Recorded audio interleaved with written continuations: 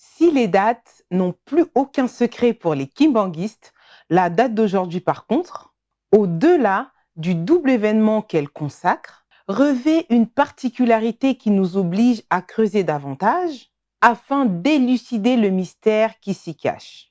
Une date, une histoire, votre magazine consacré à l'œuvre et à la mission de Papa Simo Kimbangu va tenter de vous faire parvenir, à travers ce troisième numéro de la deuxième saison, jusqu'au dénouement de l'énigme qui se cache derrière ce double événement, à savoir la naissance et l'arrestation d'une Toumouа. 12 septembre 1887, 12 septembre 1921, la matérialisation d'un cycle parfait. C'est l'énigme que nous allons tenter de dénouer ensemble à travers ce numéro.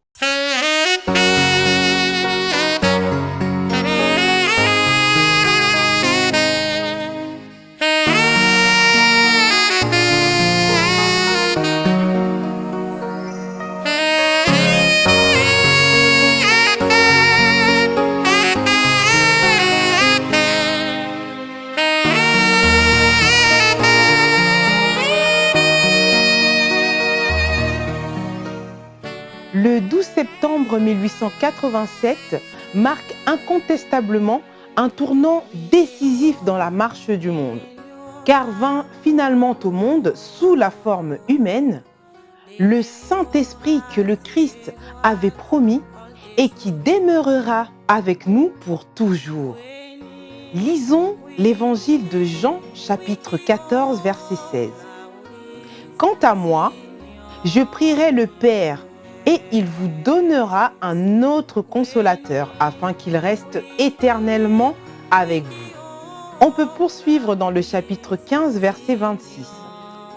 Quand sera venu le consolateur que je vous enverrai de la part du Père, l'Esprit de vérité qui vient du Père, il rendra témoignage de moi. Papa Simo Kimbangu est donc ce consolateur, l'Esprit de vérité que le monde attendait, alors qu'il demeure parmi nous depuis un certain lundi 12 septembre 1887 et s'est transfiguré même à 2 reprises. Certains incrédules continuent d'espérer une autre venue sous une forme dont seuls eux connaissent le secret. La naissance de Papa Simo Kimbangu est émaillée des contours supranaturels, caractérisant évidemment la venue d'un ministre céleste, à l'instar du Christ lui-même, de la visitation d'un étranger auprès de sa mère Louésie de retour du Marigot, à l'installation d'un observatoire occulte à Ngombelu Tété, dans le but de scruter la venue d'un être spécial, sont là les événements qui précèdent la naissance de Papa Simo Kimbangu et qui confirment sa déité. Aujourd'hui, peut-être beaucoup diront que non, mais il est Dieu, pourquoi voulait-il encore fuir sa mission? Nous devons savoir que Dieu, quand il porte le corps humain, il a la chair humaine et il ressent les mêmes choses que nous. Bien qu'il soit Dieu, nous pouvons le remarquer avec Jésus-Christ, qui est aujourd'hui reconnu par plus de monde. Et Jésus-Christ est parti prier. Jésus-Christ a demandé à son Père s'il ne pouvait pas faire passer cette coupe. C'est parce qu'il savait ce qui allait l'arriver. Et on peut beau prier, mais quand le côté humain vous rattrape, c'est difficile. C'est difficile. Vous savez, aujourd'hui, on peut vous dire, sortez, vous allez être tués et vous irez au paradis. Je pense qu'on ne va pas sortir. Même si on prie tous les jours pour aller au paradis, mais le fait de savoir qu'en sortant là, on va me tuer, je vais aller au paradis. Ah non. Et c'est ce côté qui est le côté humain que Papa Kimbangu a dominé. Parce qu'en acceptant la mission, tu sais ce qui va t'arriver. Quand il fouillait la mission, c'est parce qu'il savait ce qui devait l'arriver. Il savait qu'il allait passer les 30 ans en prison pour sauver l'homme noir, pour sauver l'Afrique, pour libérer le Congo, pour lancer le processus qui va rétablir l'humanité. Et quand on accepte une telle mission, il faut avoir un côté spirituellement très élevé. Si une naissance a toujours été considérée comme un événement joyeux dans toutes les cultures, la privation de liberté sous quelque forme qu'elle soit est par contre vue comme un symbole d'humiliation, de mépris et surtout de domination. C'est ce à quoi va être confronté Papa Simon Kimbangu durant tout son ministère. Papa Simon Kimbangu est né dans une période où c'était difficile parce qu'il y avait encore la colonisation et tout. Et il fallait être audacieux, il fallait vraiment être sûr de ce que l'on voulait pour faire ou créer ce mouvement qu'il avait créé. Parce que en créant ce mouvement, il savait bien qu'il devait tenir tête aux colons. Et nous connaissions tous le sort réservé à ceux qui tenaient tête aux colons. C'était la mort, c'était torture en mode XXL. Et ce personnage, c'est vraiment, comme je disais, savoir ce que l'on voulait. Parce qu'on ne peut pas s'engager dans une telle démarche sans vraiment savoir ce que l'on veut. Et sans vraiment avoir la conviction de réussir ce que l'on est en train de faire. Donc, pour ce côté, humainement parlant, c'était un homme et c'était un homme qui savait ce qu'il voulait faire. Le combat politique,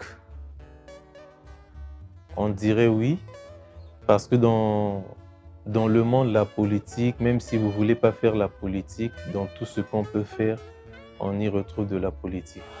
Et encore plus pour Papa Kimbangu, parce que dans son idéal, dans son mouvement, il prône la liberté de son peuple.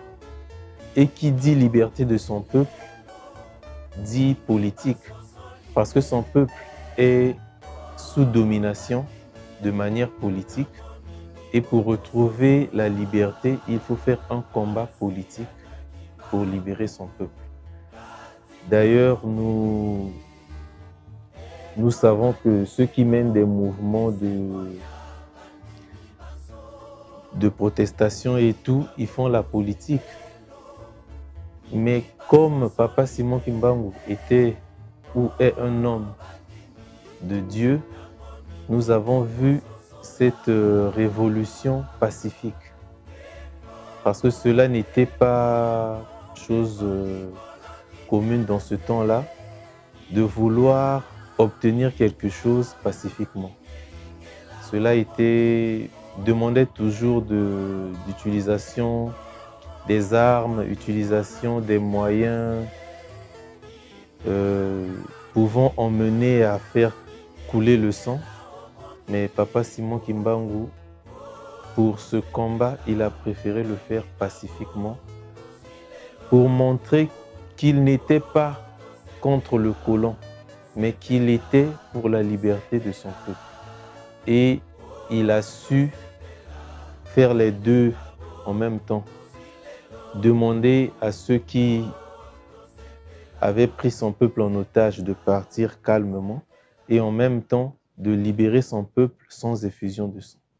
C'est finalement, et encore, le 12 septembre 1921, un lundi, comme le jour de sa naissance, drôle de coïncidence quand même, que Papa Simon Kimbangu va décider de se livrer volontairement à l'autorité coloniale pour se faire arrêter, en prenant soin de nous léguer un programme, le sien, à travers un discours poignant ayant eu lieu le 10 septembre 1921 Banzansanda, soit 2 jours avant son arrestation à Nkamba.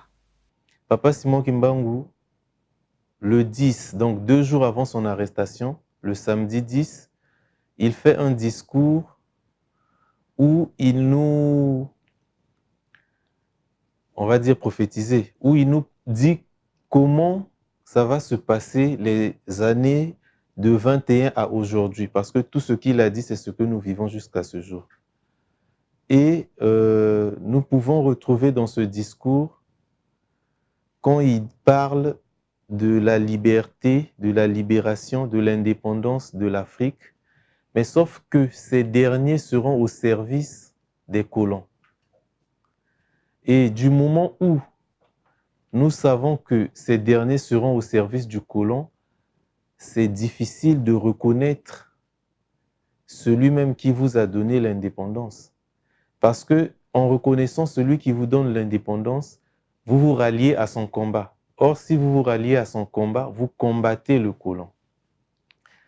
Comme je disais, le côté spirituel, pour les non-kimbongistes, ça serait un peu trop brutal. Mais comme on dit, la parole de Dieu ne passe pas. Quand Dieu a dit que c'est les premiers présidents, les premiers chefs d'État des pays indépendants d'Afrique seront au service des colons, on est aujourd'hui à notre 60 pour certains pays, 60 pour d'autres un peu moins ou un peu plus. On a la réponse aujourd'hui que nos dirigeants, bien que pendant les campagnes, bien que des fois qu'ils se révoltent contre les présidents en place pour vouloir ramener quelque chose de mieux. Mais une fois qu'ils sont en place, peut-être qu'ils font même pire que ceux qui étaient avant. Et c'est là où on comprend le niveau ou la capacité spirituelle de Papa Simon Kimbangu. Qui est-il? Qui est cet homme qui peut dire des choses qui se réalisent des années après? Après la parole de Dieu, peut-être chacun peut le prendre de son côté ou dans un sens. Mais Dieu, quand il dit quelque chose, ça se fait selon ce que Dieu y veut. Parce que quand il le dit, nous, on peut s'imaginer, ah, mais il y aura peut-être, ça va se faire de 1 à 2. Mais non, parfois, ça peut se faire de 2 directement, on passe à 5. Parce que la logique humaine n'est pas pareille à celle de Dieu. Papa Simon Kimbangu, c'est celui-là même qui a donné l'élan des indépendances en Afrique. Prenons l'exemple, par exemple, de la période des indépendances. Ça arrive entre 56 jusqu'aux années 60. Papa Kimbangu a accepté de souffrir pour sauver l'humanité en général, pour sauver l'homme africain, l'homme noir en particulier. Et ce combat ne doit pas s'arrêter, mais sauf que ceux qui reprennent le combat doivent prendre attache à celui qui a commencé le combat. Parce que des fois, on se perd dans un combat parce qu'on ne connaît pas le but. Et quand on ne connaît pas le but d'un combat, on peut se battre des années sans trouver l'issue de sortie, sans trouver le bon chemin, juste parce qu'on a essayé de faire quelque chose de son côté. Quand on fait un combat, cela ne veut pas dire que si on prend une personnalité comme modèle, ne fait pas de vous le propriétaire du combat ou ne fait pas de vous l'acteur principal du combat. Non, vous êtes toujours l'acteur principal du combat, mais dans un combat, il faut un idéal. Et celui qui a posé les plots ou a créé la route pour le combat de l'Africain, de l'homme en général, c'est Papa Simon Kimbangu. Quand on veut suivre un chemin ou une idée, il faut bien prendre sa base sur la personne qui a commencé l'événement. Donc Papa Simon Kimbangu, il a tout fait, il a déjà mis tout en place. Et ceux qui viennent après, c'est vrai qu'il veut s'approprier la personnalité de Papa Kimbangu. Et il y en a même pour la majorité qui pensent que la personnalité que l'Église présente n'est pas la personnalité réelle de Papa Kimbangu. Euh, c'est leur opinion, c'est leur position. Il faut respecter cela. Maintenant, du fait qu'ils sont en train de faire ce combat pour juste se réapproprier l'image de Kimbangu ou vouloir peut-être gagner, parce qu'il y a aussi ce côté commercial, hein. Il y a ceux qui veulent peut-être juste gagner derrière ce nom. On ne pourra le dire ici parce que le libre arbitre, c'est quelque chose qui nous fait du bien comme qui nous fait beaucoup plus de mal. Parce que quand on prend le côté où chacun veut être libre pour réfléchir, ça devient difficile dans les choses spirituelles. Parce que ce que nous vivons aujourd'hui, c'est un événement spirituel. Comme Papa Simon Kimbangu avait dit, en long et en large, nous allons revenir encore sur ce discours du 10 septembre. Il y a ce côté où nous avons besoin de l'indépendance spirituelle. Pourquoi l'indépendance spirituelle? Tout ce que nous faisons ou tout ce qui se matérialise au préalable existe dans le spirituel. Papa Kimbangu, avant de porter le corps, il a existé spirituellement. Notamment dans la zone Congo, nous connaissons la fameuse phrase Kimbangu Fula Mwana.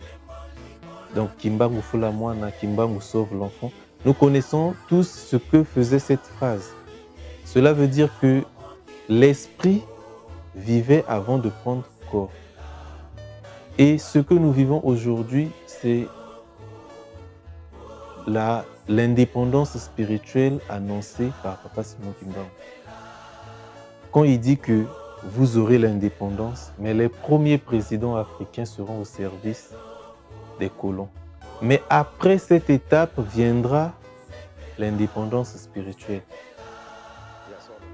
Et c'est ce vent que nous voyons arriver partout déjà en Afrique du Nord, comme d'ailleurs pendant la période des indépendances, ça n'a pas commencé en Afrique centrale, ça commence toujours dans d'autres pays autour et puis ça vient petit à petit. Et Dieu seul sait comment il fait ces choses. Nous, on essaie d'analyser, on essaie de comprendre son message. Et pour moi, je dirais que ce vent qui vient de commencer serait le vent de l'indépendance spirituelle tant annoncé par Papa Kimbangu. S'il s'avère compréhensible que Papa Simon Kimbangu décide de se faire arrêter le jour de son anniversaire, le 34e, la probabilité que cette arrestation tombe exactement un lundi, comme le jour de sa naissance en 1887, est tout de même surprenant. Néanmoins, vous, les adeptes de la numérologie, vous pouvez nous éclairer sur le chiffre 1 qui symbolise le premier jour de la semaine, donc début d'un cycle, et le chiffre 7 symbolisant la fin d'un cycle parfait, 7, somme de 3 et 4, relatif à l'âge de Papa Simon Kimbangu. Nous les humains, nous faisons des choses au hasard, parfois même ce qu'on essaie après de développer l'informatique, les mathématiques, on peut aller dans le hasard et trouver les réponses. Par contre, pour Dieu, tout est calculé. Tout est calculé, c'est minutieusement précis. Même si pour nous, aujourd'hui, on n'a pas encore la réponse, mais je ne pense pas que le fait qu'il soit né un 12 septembre, un lundi, et qu'il se fasse livrer un lundi, 12 septembre encore, je ne pense pas que ça soit un fait anodin ou juste un hasard. Je pense que c'est un fait voulu et peut-être aujourd'hui qu'on n'a pas encore les réponses, mais c'est en cherchant qu'il nous donne des réponses. C'est en cherchant qu'il nous donne des réponses. Essayons de fouiller un peu de gauche à droite. Peut-être qu'il y a déjà ceux qui ont la réponse, mais qui ne nous l'ont pas encore livrée. Nous lançons là un vaste champ de recherche en attendant de nous retrouver pour une nouvelle date et une nouvelle histoire. N'oubliez pas de nous soutenir, nous avons encore besoin de vous pour nous parfaire durant tout au long de cette deuxième saison. Nos cagnottes se trouvent en bas.